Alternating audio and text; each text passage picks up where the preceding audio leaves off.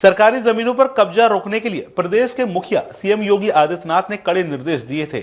इसके बाद भी आगरा में करोड़ों रुपए की सरकारी जमीन पर कब्जे का मामला सामने आया है।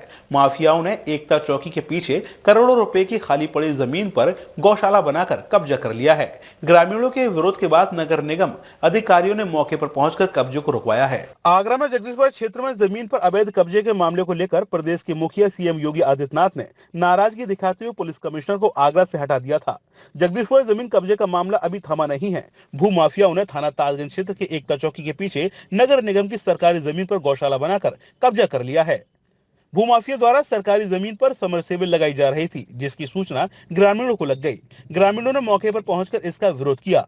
स्थानीय पार्षद का कहना है कि करोड़ों की सरकारी जमीन पर भूमाफियाओं की नजर है। जमीन का विवाद पहले से ही कोर्ट में चल रहा है। इसके बाद भी भूमाफिया गौशाला बनाने के नाम पर जमीन पर कब्जा कर रहे हैं। वहीं पार्षद ने बताया कि पूर्व पार्षद जगदीश पचौरी के साथ मिलकर जितेंद्र दयापुरिया गौ सेवा के नाम पर करोड़ों रुपए की जमीन पर कब्जा करना चाह रहा है। इस सरकारी जमीन पर भूमाफिया की कई साल से नजर है। उसने पहले वहां गौशाला बनाई, उसके बाद समरसेबल लगाकर बाउंड्री बॉल करने की तैयारी कर दी, जिसके बाद ग्रामीणों ने इसका विरोध कर दिया। स्थानीय पार्षद का कहना है कि कब्जे का विरोध करने पर भूमाफियाओं के गुंडों द्वारा जान से मारने की धमकियां दी जा रही हैं। यह जमीन पहले ग्राम सभा की थी। चमरौली गांव को नगर निगम क्षेत्र में आने के बाद ये जमीन निगम क्षेत्र में आ गई। ग्रामीणों के विरोध के बाद नगर निगम टीम के अधिकारी मौके पर पहुंचे और जमीन पर हो रहे कब्जों को रुकवा दिया। नाम क्या है आपका? मेरा नाम पार्षद दीपक वर्मा, वार्ड 77 शहीद नगर चमरौली। एक जमीन का मामला है एकता चौकी के पीछे, क्या मामला है पूरा? एकता चौकी के पीछे ज़मीन का जो मामला है वो सरकारी ज़मीन है। उस पर इन भूमाफियाओं की गौ सेवा की आड़ में नज़र है उसको हथियाने की। तो हमने उनको ये कहा कि ये ज़मीन पर विवाद चल रहा है, इस ज़मीन को छोड़ करके गौ सेवा अगर आपको करनी है, और भी ज़मीन डली हैं उस ज़मीन पर आप हम गौ सेवा कर सकते हैं। उसमें गाँव के लिए गौशाला भी बनेगी, घायल गौवंशों का इलाज भी होगा। पर लेकिन उन्हें ये मौके की ज़मीन, महंगी ज़मीन और कीमती ज़मीन चाहिए। वहाँ पर वो काम करने के लिए, सेवा करने के लिए राज़ी नहीं है। सेवा हमें करनी है तो सेवा तो हम कहीं भी कर सकते हैं ना। तो ज़मीन से ये ज़मीन वो ज़मीन, इससे मतलब क्या है? हम ये कहना चाहेंगे कि इसमें गाँव वालों ने कल आकर के आपत्ति जताई। गांव वालों ने मेरे घर पे आकर के धरना दिया, मेरे से बोला कि पार्षद जी आप ज़मीन गिरवा रहे हो।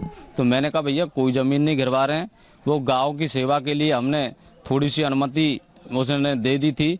पर लेकिन ये है कि अब आने वाले समय में गांव की सभी लोग इकट्ठे होकर उस पर ऑब्जेक्शन कर रहे हैं कि यहाँ पे ये गौ सेवा के लिए हम नहीं देंगे, और ये पूरी तरीके से उसको ज़मीन को कब्जा करने की कोशिश कर। कल हमने जाकर के उस पर देखा कि कोने पर जाकर के समरसेबल और बाउंड्री वॉल का भी निर्माण करने का काम किया जा रहा था। पर लेकिन हमने जाकर के वहाँ पर जनता के साथ में जनता पहुँची तो जनता ने वहाँ जाकर के रुकवाया, और समरसेबल अब वहाँ नहीं लग रही है। कौन लोग कब्जा कर रहे हैं?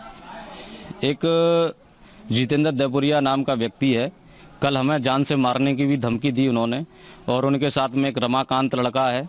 उन्होंने कहा कि इसी गड्ढे में तेरे को हम गाड़ देंगे और तेरा पता नहीं चलेगा तू कहाँ चला गया, तेरे को हम जान से मार देंगे। जान से भी मारने की हमें धमकी दे रहे हैं। और आरएसएस को भी हमने उनको क्या कहते हैं, उन्होंने गाली दी जितेंद्र दयापुरिया ने, उसकी रिकॉर्डिंग है हमारे पास में।